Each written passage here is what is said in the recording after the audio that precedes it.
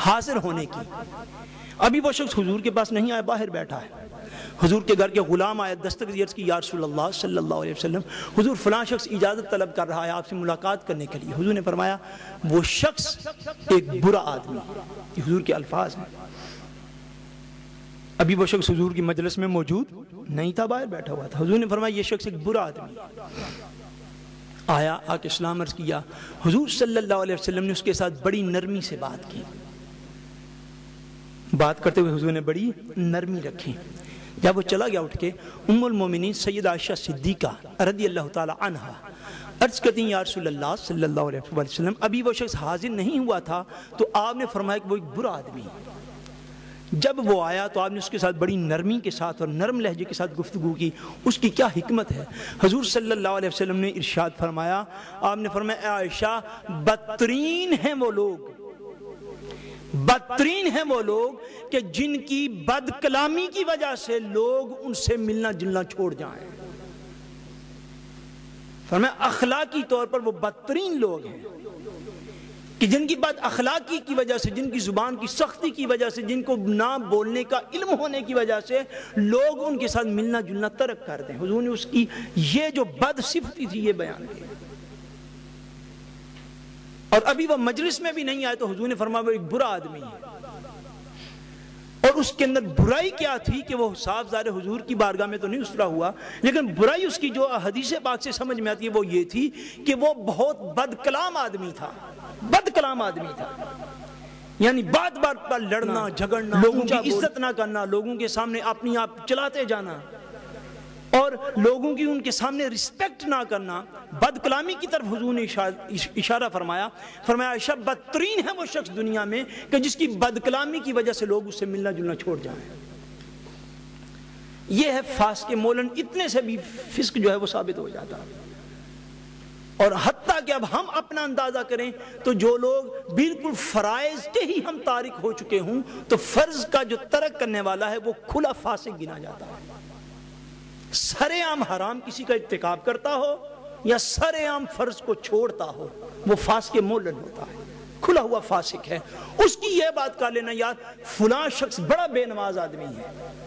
یہ بات غیبت نہیں ہے، یاد رکھنا یہ بات غیبت نہیں ہے۔ بھئی فلاں شخص کو اللہ نے کروڑوں میں پیسہ دیا کبھی اس نے زکوٰۃ نہیں دی، یہ بات غیبت نہیں، کیونکہ وہ فاسق مولن ہے، وہ زکوٰۃ کیوں نہیں دیتا؟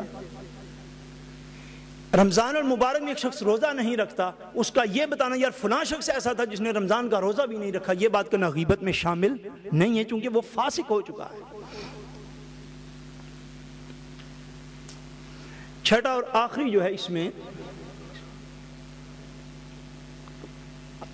وہ چیز جو غیبت میں شامل نہیں ہوتی وہ ہے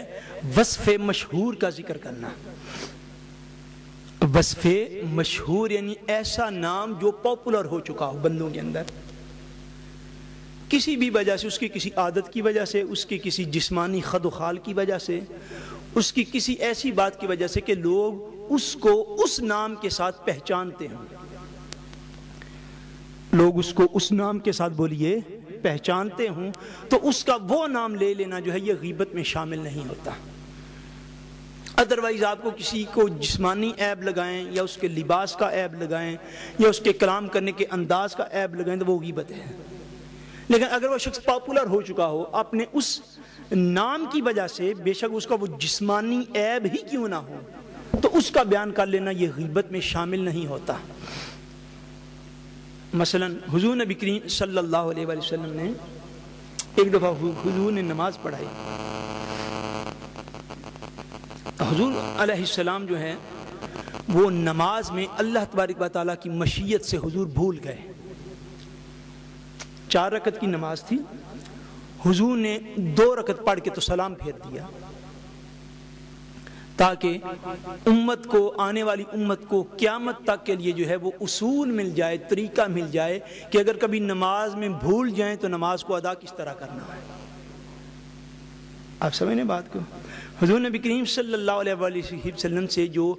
آن دی ریکارڈ احادیث پاک میں غالباً، اگر مجھے صحیح یاد پڑ رہا ہے، کافی دیر ہوگی ایک دفعہ پڑھنے کو ملا، غالباً ساری ظاہری حیات پاک میں حضور صلی اللہ علیہ وسلم نمازوں میں 3 دفعہ بھولے ہیں۔ اور وہ تینوں دفعہ جو ہے وہ تینوں دفعہ بھولنے سے 3 مختلف احکام جو ہیں وہ امت کو ملے ہیں۔ ایک دفعہ اسی طرح تاجدار کائنات صلی اللہ علیہ وسلم نماز میں بھول کے، شاید یہ موقع ہو اور کسی حدیث پاک میں اس کی میر فور کلارنگ ہو، اس میں تو نہیں لیکن ہے صحیح، حضور صلی اللہ علیہ وسلم سے کسی نے پوچھ لیا یا رسول اللہ کیا آپ بھول گئے؟ حضور نے فرمایا نہیں میں بھولا نہیں، میں بھلایا گیا ہوں، میں بھلایا گیا ہوں۔ حضور صلی اللہ علیہ وسلم بھول گئے تو صحابہ کرام کو جو حضور کا ادب و احترام تھا، حضور کا صحابہ کے سامنے، صحابہ کرام میں سے کوئی بندہ بات نہیں تھا کرتا۔ حضور کا رعب و جلال کا یہ عالم ہوتا تھا کہ صحابہ کرام خود فرماتے ہیں کہ حضور کے رعب و جلال کا یہ عالم کے بعض اوقات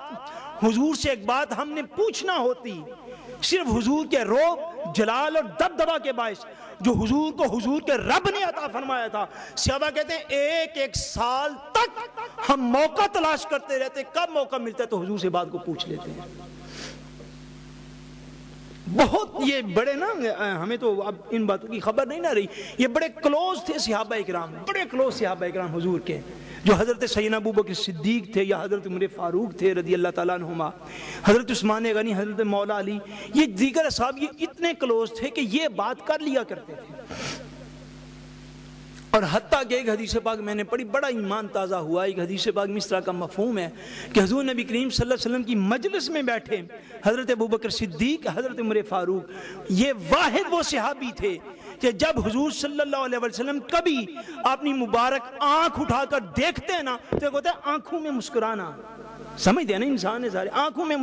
میں آنکھیں ڈال کے مسکرانا۔ حضور صلی اللہ علیہ وسلم کبھی اپنی چشمے مبارک اٹھاتے ہیں نا تو حضرت ابوبکر صدیق کی طرف دیکھ کے، محض دیکھ کے مصطفیٰ کریم ہنس پڑتے تھے، حضرت عمر فاروق کی طرف محض دیکھ کے حضور مسکرا پڑتے تھے۔ یہ اعزاز انہیں حاصل تھا۔ یہ سارے صحابہ کرام، صحابی کہتے ہیں کہ حضور نماز میں بھول گئے، کسی کی جرت نہیں ہوئی پوچھنے کی، حضور نے سلام پھیرا، صاحب نے سلام پھیر دیا، 4 رکعت کی نماز تھی، 2 رکعت بعد حضور نے سلام پھیر دیا۔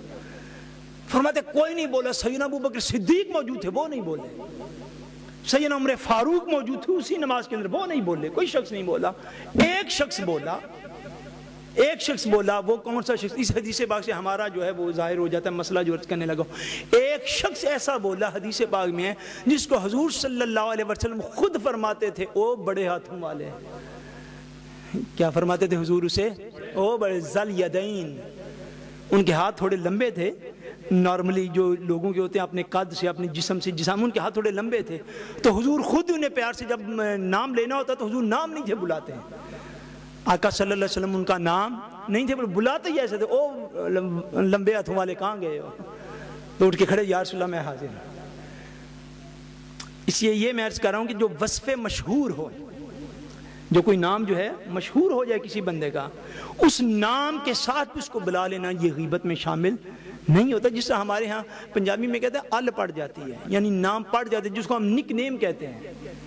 کہ ایک بندے کا نام کچھ اور ہوتا ہے، خاندان کچھ اور ہوتا ہے، ویسے ایک نام پڑ جاتا ہے، یہ فلانا فلاں ہے جی۔ اگر وہ نام مشہور ہو جو اس کے علاوہ اس کی شناخت نہ ہو سکے تو اس کا وہ نام بلا لینا وہ بھی جائز ہے، جس طرح تاجدار کائنات صلی اللہ علیہ وسلم خود اس کا نام بلاتے تھے کہ وہ لمبے ہاتھوں والے کہاں گئے۔ اب بات کو سمجھ گئے؟ یعنی یہ کچھ چیزیں ایسی ہیں جتنی میں بیان کر سکا ہوں آج کی گفتگو میں، یہ کچھ چیزیں ایسی ہیں کہ جن میں متعلقہ وقت پر بات کر لینا جو ہے وہ غیبت میں شامل نہیں ہوتا،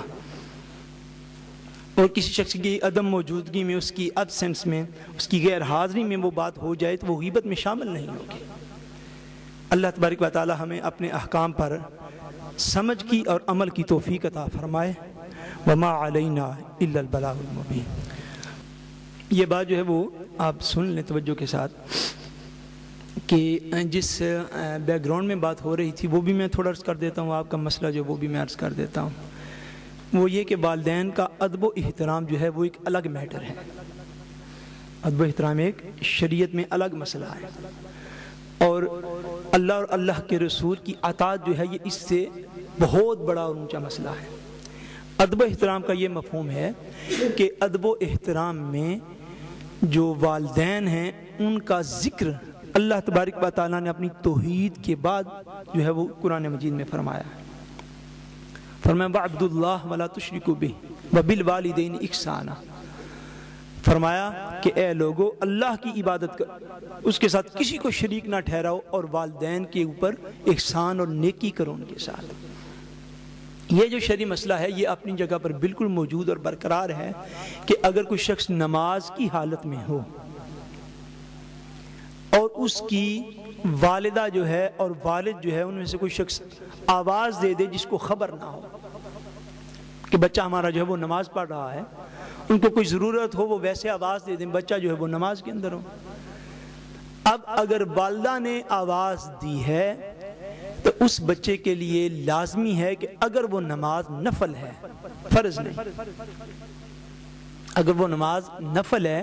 تو وہ نفل کو چھوڑ کر اپنی والدہ کی بات سننے کے لیے چلا جائے، اور اگر والد نے آواز دی ہے تو پھر نفل کو جلدی جلدی مکمل کر کے جس روٹین سے وہ پہلے نماز پڑھتا ہے اس سے جلدی مکمل کر لے۔ یہ بھی اسپیسیفیکیشن اس مسئلے کے اندر، والد آواز دے تو جلدی مکمل کر کے حاضر ہو جائے، والدہ آواز دے تو یہاں تک اس کو اجازت ہے کہ وہ نفلی نماز کو توڑ کر بھی والدہ کی خدمت میں جا سکتا ہے۔ مگر ایسا بچہ جو نماز کے علاوہ بھی ہمہ وقت والدین کی فرما برداری میں رہتا ہو۔ اور میں ساتھ ہی اگلا مسئلہ بھی عرض کر دوں تاکہ بات جو ہے وہ ساری ہو جائے، وہ یہ ہے کہ نبی کریم صلی اللہ علیہ وسلم کو اللہ کریم نے یہ مقام و مرتبہ دیا تھا کہ اور دیا ہے اور قیامت تک ہوگا، مگر صحابہ کے ساتھ چونکہ اسپیسیفک ہے یہ اس لیے میں نے تھا بولا، حضور کو یہ مقام و مرتبہ اللہ کریم نے دیا تھا کہ حضور صلی اللہ علیہ وسلم اگر کسی شخص کو فرض نماز کی حالت میں بھی آواز دیتے تو نماز توڑ کے حضور کی بارگاہ میں جانا وہ بندہ مومن کے لیے لازم تھا، لازمی تھا۔ اور یہاں تک بھی تھا کہ حضور صلی اللہ علیہ وسلم کسی کو فرض نماز میں آواز دے دیں، وہ نماز توڑ کے حضور کی بارگاہ میں جائے، اور حضور صلی اللہ علیہ وسلم اس کو کوئی حکم ارشاد فرمائے کہ جاؤ یہ میرا فلاں کام کر کے آؤ، حتیٰ کہ یہ فرما دے جاؤ بازار سے سبزی لے کے آؤ، وہ بازار چلا جاتا، جا کے بازار سے سبزی خریدتا، لا کر حضور کی بارگاہ میں پیش کر دیتا، جہاں سے نماز چھوڑی تھی وہیں سے آ کے نماز شروع کر سکتا، سجدہ سہو کی بھی کوئی ضرورت نہ تھی۔ کیوں کہ نماز نام ہے اللہ اور اس کے رسول کی اطاعت کا۔ والدین میں سے اگر کوئی آواز دے دے اس لا علمی کی بنا پر کہ ان کو پتہ نہ ہو کہ بیٹا نماز پڑھ رہا ہے، بیٹی نماز پڑھ رہی ہے، تو جو اطاعت گزار اولاد ہے اس کے لیے لازم ہے کہ والدہ اگر آواز دے اور نفلی نماز ہو تو وہ بے شک توڑ کے بھی جا سکتا ہے، اور اگر فرض ہو پھر نہیں توڑ سکتا،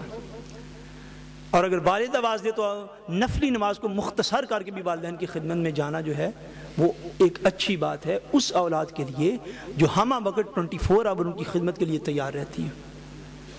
اور کوئی کویسچن ہوتا کہ اگر کوئی بچہ یا بچی والدین کی بلانے پر تھوڑا لیٹ آتے تو اس میں کوئی شرعی حکم جو ہے وہ ثابت نہیں ہوتا، یعنی